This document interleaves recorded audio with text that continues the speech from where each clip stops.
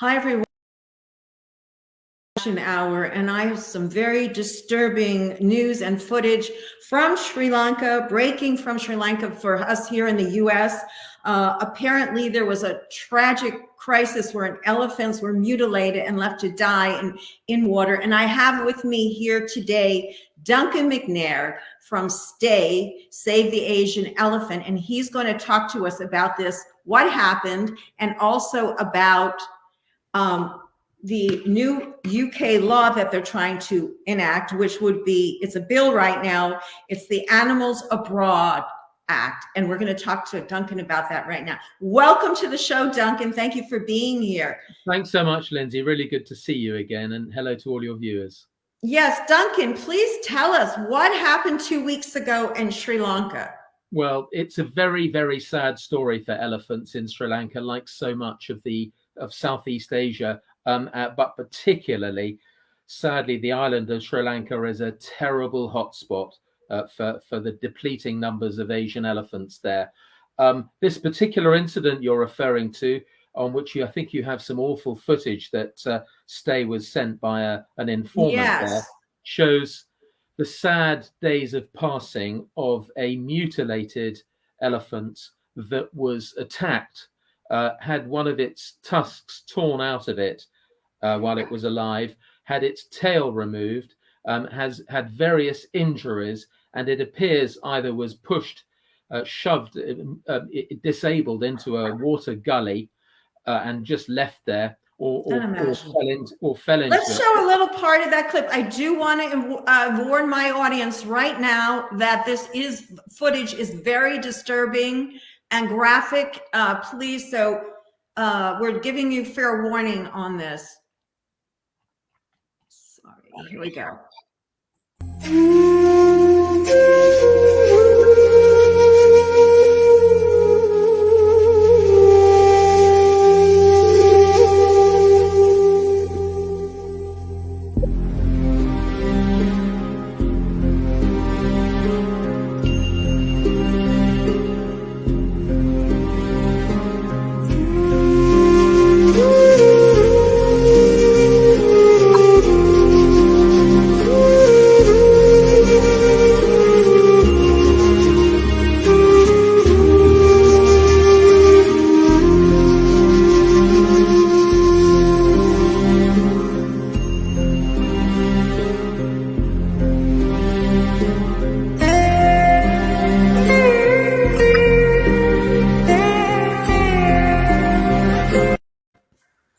Wow, that is just incredible. Now, from what you said, this happens often, different animal-human conflicts in these villages in Sri Lanka, and apparently this was a gruesome mutilation of this animal. And then it appeared in that video that the people were attempting to help. I read your notes, and apparently they did come in with some help. Do you want to explain how that whole unfolded over, what was it, 2 days? Or yes, well, the sadness is that this is awful, not because it's unique, but because this sort of thing happens so much. It's not always, of course, caught on video. But in this instance, this is yet another example, as it happens across Southeast Asia, of the commercial exploitation of these precious depleting elephants. In this case, the elephant had its tusk forcibly removed, which would have been agonizing and terrifying. It had its tail hacked off. It bore many injuries, and it just fell into the gully in agony. And it was left lying there, and it took 12 days to die in sad, tragic agony. There were people there who were hovering around, not people with any qualifications or knowledge what to do about it.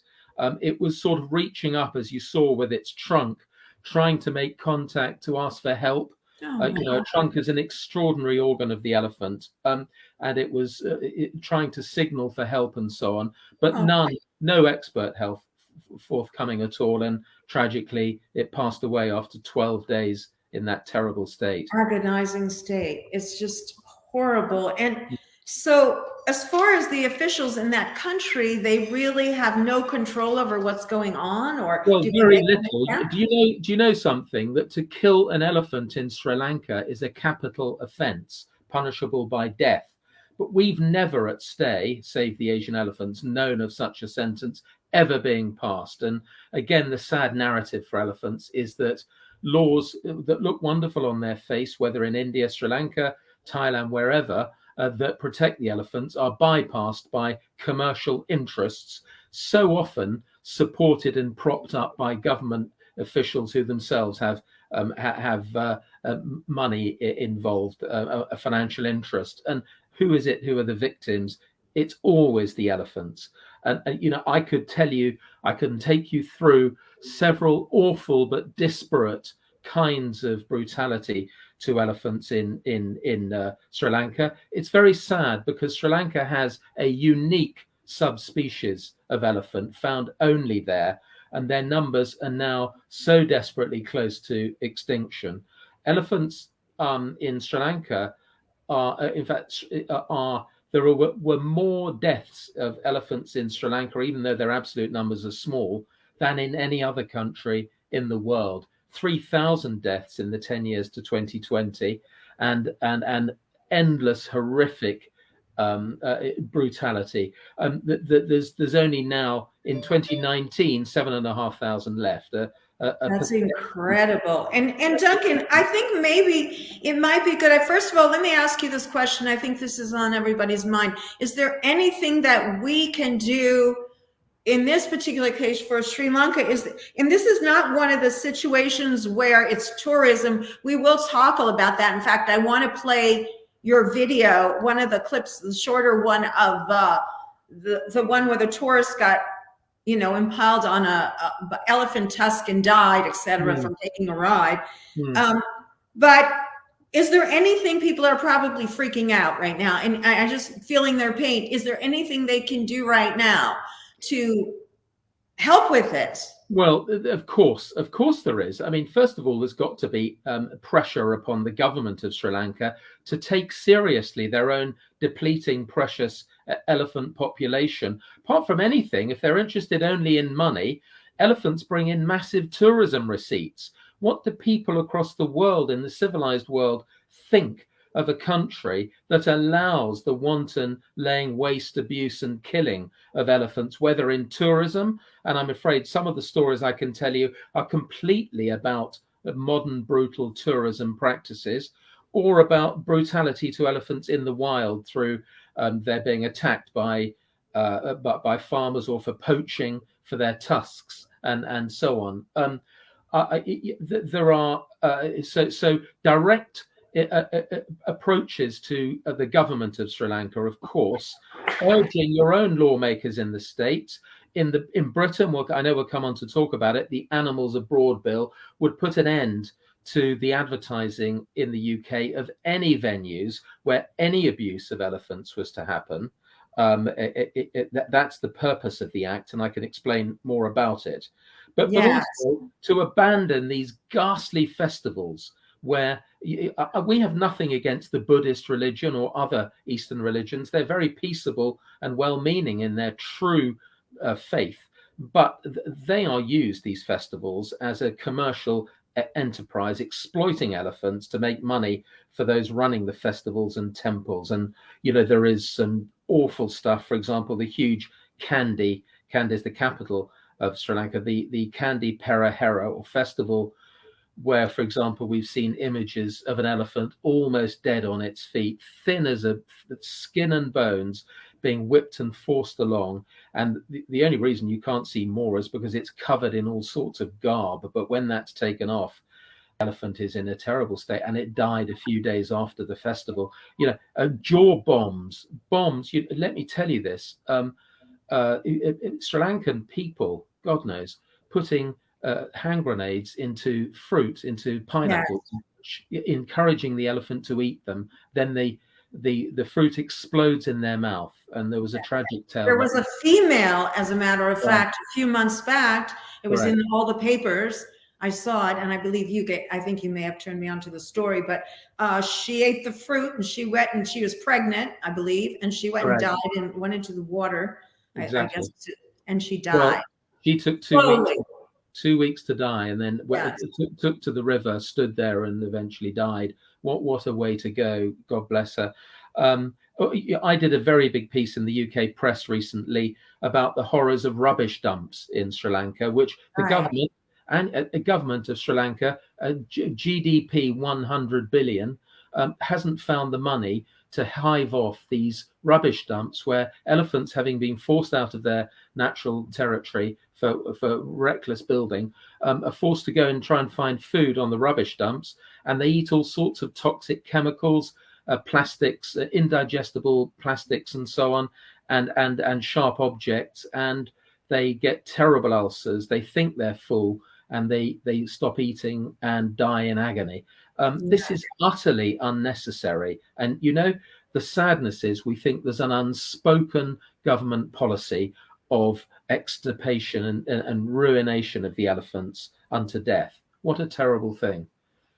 Right. And Duncan, I want to show for those people, I know that the people that watch the show know, our regulars know about animal abuse, but this goes out to a lot of people. And for those that perhaps are involved in this, going on trips to these countries or other countries where animal tourism, taking rides on elephants, I'm going to show a very short clip, again, warning my audience. This is very graphic, of an elephant being beaten. So just watch if you dare.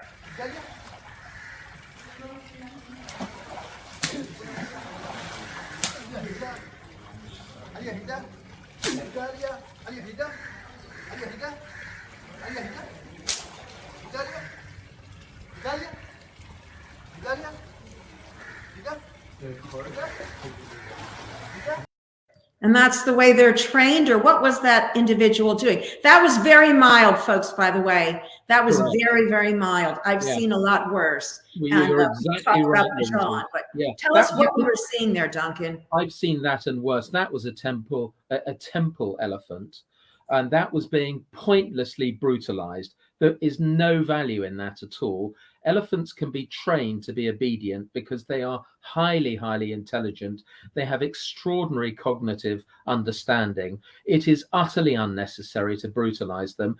Elephants have been bent to the will of man for centuries and millennia. They've never previously, until the last 50 or 60 years, with brutal tourism practices and so on, been so atrociously treated as they now are.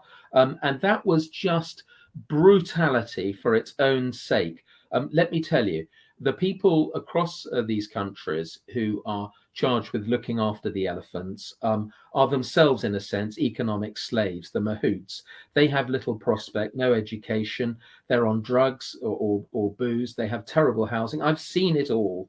And they take it out on the elephants. God bless the elephants. And elephants don't know why. I've seen much, much worse than that. You know, mighty poles and sticks smashed over the elephant's head and things. They don't know what they've done wrong. They don't know what they're being asked to do. Let me show you what happens every day with elephants across India and Southeast Asia. This is a bull hook. And it's an ankus, is the Hindi word, and this is used to rip and stab and all the sensitive places of the elephant, in the eyes and in the sensitive parts everywhere, on baby elephants, to break them for easy use in tourism. Here's a ceremonial version for special occasions. Can you believe it? These are used all the time to stab and abuse and terrify. And I've seen mighty elephants just having one of those waved in their face, and they leap back in terror as a reminder of the vicious attacks on them in the past. It's a tragedy that they should live out their lives in a bubble of fear like this. But it happens all the time. And of course, my organization is not just standing back. We have proposals, and we are seeking to force them upon our government at the moment. Vast support from the British people for these changes. The government is dilly-dallying and wavering for reasons I can discuss. Can you talk a little bit about why the UK government is not going forward with these horrific, horrific torture? Okay, first of all, I'll tell you that I'm a lawyer. I drafted a large part of a bill that the government asked me for 2.5 years ago. That appeared to be approved. We've had 35 meetings or so with government in the last 2 or 3 years. and they have agreed that there should be new law to ban in the UK the advertising or offering for sale of venues abroad where elephants are brutalized for tourism. And indeed, that has developed in our meetings, not just to elephants, but all species abused in tourism, that there should be an outright ban in law on the advertising of such places. Now, that was all going well, and it's still meant to be on the stocks. I have a letter from the key government minister right here from exactly 7 days ago, promising that this is still on. They're looking for parliamentary time. But today, I've heard, as it were, inside information that there are key elements of the senior people of influence within the government, it's a Conservative government, that are trying to derail the entire Animals Abroad bill. Are you kidding? There's no real arguments, but the rationale, if you can possibly find it, appears to be we've already done enough for animals. We recently passed, called the Sentencing Act. There's another an important act called the Animal Sentience Bill that we hope will go through very shortly. The poor Asian elephants, whose hopes are linked to the Animals Abroad bill, seem to be kicked into touch or at risk of it. Now, I need to explain this to your viewers. First of all, we do not blame our Prime Minister, Boris Johnson. We certainly don't blame the relevant ministers. That was the question you saw there, the question about why is he doing more? Yeah. We don't blame them. There's some good ministers. Zach Goldsmith is an excellent minister, trying his hardest. So is George Eustace, the Secretary of State. But there are elements within the Conservative Party who I have no words for, from what I read of reports about some of the other stuff they're doing in relation to animal welfare. Very pro fox hunting, trying to stop the ban on the import of foie gras, which is brutally produced, as you know. Other elements that exist in the animal abroad. And I think I have a bit of competition for the dog at the moment. Yes, I'm sorry about that. I'm my neighbor's dog. Yeah. So that there is real danger that this bill and now is going to be dumped. That won't mean the end of it, but there is a danger that it gets sidelined for years and that the elephants get tortured and killed. People get killed. Let me tell you something else, and let your viewers please hear this loud and clear. Not only do elephants suffer brutally in tourism, but humans are killed by elephants who are abused. Elephants are gentle and patient creatures. Duncan, let me jump in there. I have the footage. Let me show that video. You can, this was actually a short version of a video you've done. And I believe this is on Unchained TV as well, or is going to be played the long version. So let's take a look. Sure. Every year, thousands of people visit Nong Nooch Village Park for elephant displays. Teams of handlers torture and beat both babies and adults daily.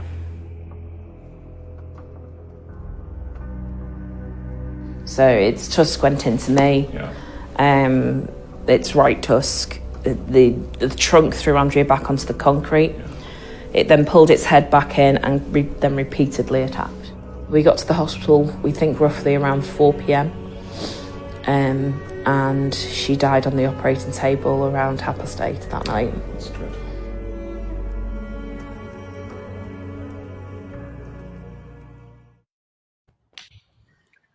Wow. So maybe you can fill us in a little bit more on that. And we are at the half hour, so we do want to talk about the bill and some of that before too long. But go ahead, talk about. Okay, well, that clip you just saw there was a woman who 20 years ago was with her father and her sister at a venue in Thailand called Nong Nooch Village Garden, a huge venue. And she was in the front row of a rodeo watching an elephant display with dozens of baby and adult elephants being forced to do all sorts of unnatural tricks. One of the elephants came closer with its mahout on the back, and it was being repeatedly stabbed, as they all are. And she said after one stab, its eyes rolled and it changed its demeanor, and it rushed at their little group and thrust its tusk several times through her sister's chest. And as you heard, her sister died some hours later. Now, this is still going strong, this place. It is being advertised today by 119 UK tour companies. They are encouraging their paying customers to go to Nong Nooch Village Garden. It's also being advertised in the USA by many travel companies there and across the world. Now, the terrible thing is, this is an awful place, but it is quite typical. It is a deadly place to elephants and to humans. Our Animals Abroad bill would ban the advertising of such a place outright. And it would make it an offence to allow any promotion of it in the UK. And we say this law is crucial, not just for the UK, although it's important with its huge travel industry, sending vast numbers of people to Southeast Asia, but for the USA too, and for every other country with a brutal market in this sort of stuff. There are many places like this where elephants are brutalized. We sent someone to go and see Nong Nooch in the last couple of years, and she described a long line of little baby elephants all chained to a long fence, covered in blood and bruises, crying and weeping. And they were all brutalized and forced to do about 8 shows every day where they're brutalized. And no doubt other people are attacked and killed. And the whole thing is an utter disgrace and a disaster. We hope people realize that, and that if we want, Yes, and go ahead. I'm sorry. I just want to show people the site here before too long. Let's just explain what we're showing them here, other than the pictures, some beautiful, some tragic, but we do have here some places where they can take some action, and also people in the UK, which we know are watching. We want to show them as well. So please walk us through the STAE.org site that we are currently on right now. That's STAE.org.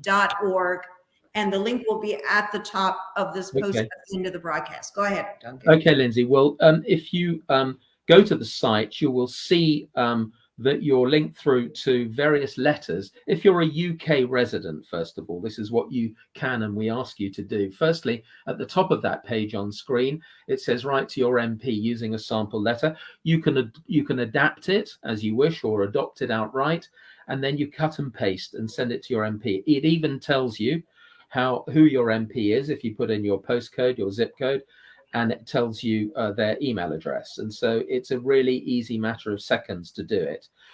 The second letter is to Zach Goldsmith, who is the relevant government minister. He is an excellent minister. We have the highest respect for him, Zach Goldsmith, Lord Goldsmith. That again is for UK viewers to cut and paste that letter. You can write to the Prime Minister and should. You can adapt that letter very easily. And so there you're speaking of Americans. We can write to the Prime Minister? Well, of course you can, but the better thing to do, what we hope, Lindsay, is that other countries, and we believe they will take up a law like ours to ban, in your case, the advertising in the US of venues, both within the US and abroad, where elephants are brutalized, and indeed where any wildlife is brutalized. Our Animals Abroad bill would actually, if it comes to pass, would it actually prevent the advertising of venues where any animals, big cats, the big apes, bears, equines, dolphins, are brutalized, and they are all brutalized, those species, sadly, across the world.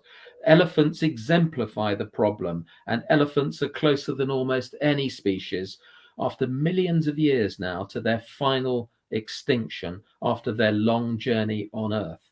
Let me ask you, Duncan, let me just jump in again, please, and ask you, now, if I were to sign this petition, would that have my Yes. these here that I see I can sign as an American? I just want to Right. make sure, because You our can. major audience is American, and we want to make sure that they take action and know what action to take. Sure. Okay. That petition online, change.org, is open to anyone in the world to sign. It's already the biggest petition in world history for elephants. It's 1.1 million, but we need more and more numbers. And we, of course, many of our American friends have signed, and many across every country in the world, including India, for that matter, China, Russia, even. Everyone. And we ask more and more people to get the message through to governments and politicians, elected politicians, that they must act before these precious species go. The Asian elephant is very important to the survival of the forests on which we all depend, by its actions and by how it nourishes and sustains the forest.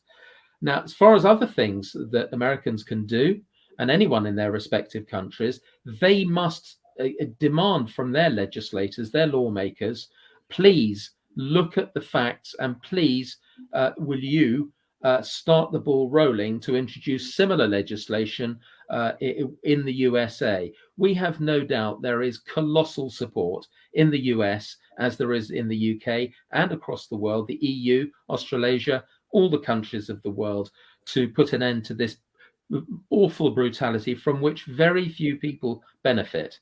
Very few. We keep a very close list of companies, headed at the very top by Expedia, who are advertising hundreds of these brutal venues.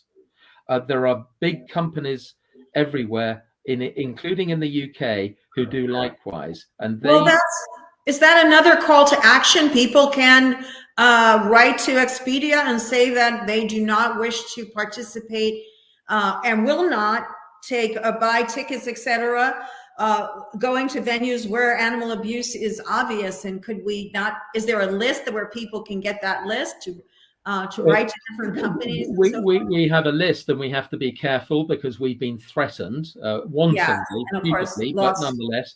But the answer is they can do more than that with a company, more than we're not going to go to these places, but say, we really wish you to change your ways and drop these venues and their advertising if you want us to have anything to do with doing business with you in the future. We will turn our backs on such business until you correct this. They know perfectly well, and I'm not just saying Expedia, there are hundreds of companies we have found who are advertising these brutal places, and I'm afraid the US is no exception. And I do need to invite Expedia on at any time to dialogue, and any other travel agency. But also, just recently, just a quick anecdote, there was a terrible accident in Pennsylvania involving some lab monkeys. And when the airline heard about the situation, they stopped flying the monkeys. So when people do speak out, a lot of times perhaps these big companies are not aware to this degree of what's going on. And by us speaking out and telling them we do not want this, it will make it, they will change. So I completely agree. This is the power of the consumer.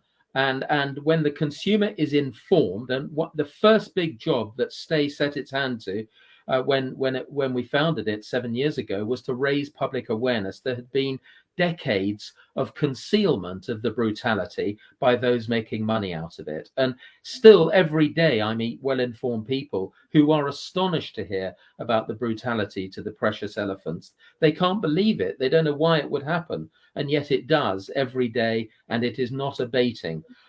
But public opinion and public awareness, and then, of course, public action with clear policies is crucial to the survival of the elephants. But it should be reinforced with the compulsion of law, not just people deciding to go to nice places, genuine sanctuaries rather than brutal places, but that the companies should take responsibility and be liable for this abuse themselves. We're not against elephant tourism, contrary to what is alleged against us sometimes. We are not. We are for elephant tourism as long as it is ethical tourism.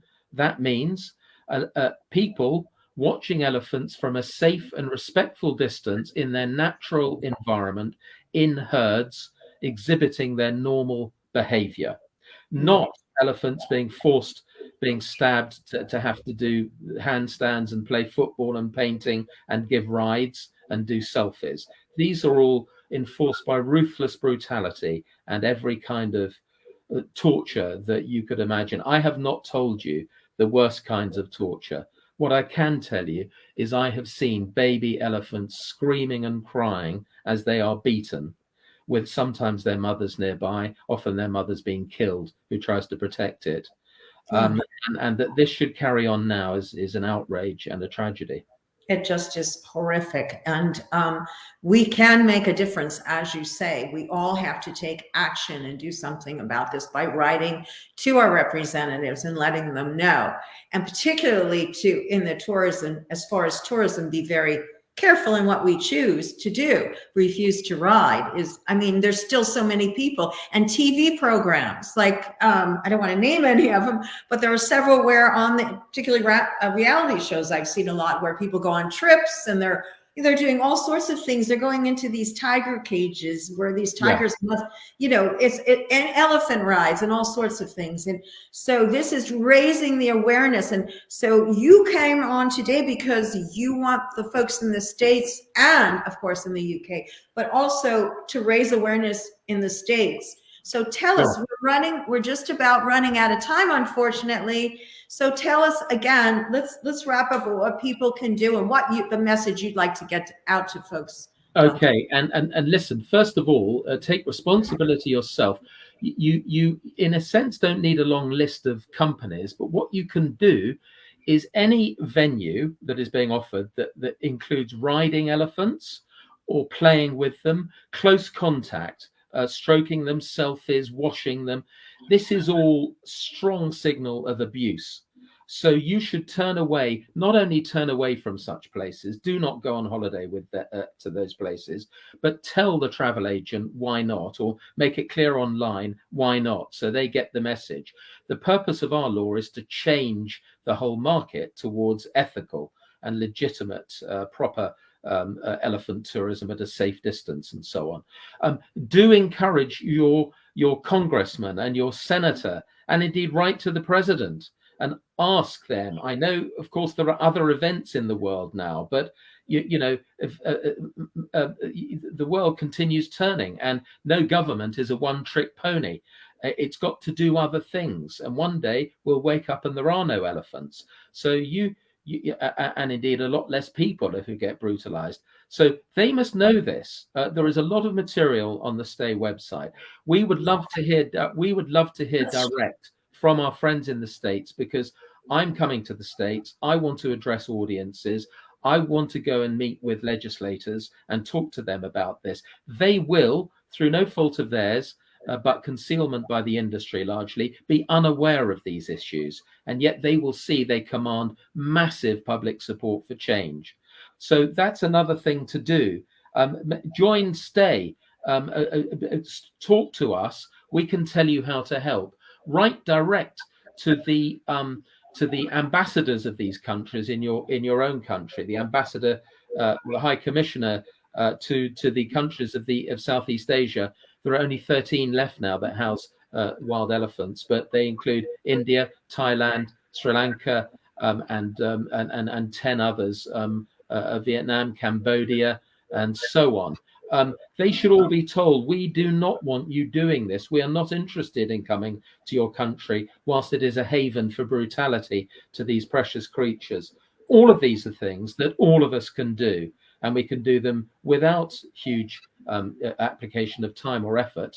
And yet they're very, very important. It is us, the rank and file of people, who can save this species.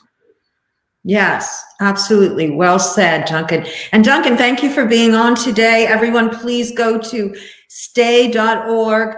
Take action. As Duncan was saying, we can make a change here. We must make a change. Compassion is the road to peace, and we certainly all want peace today. So thank you for watching, everyone, and we'll see you next week on the Action Hour. Bye-bye now. Thank you. Thank you.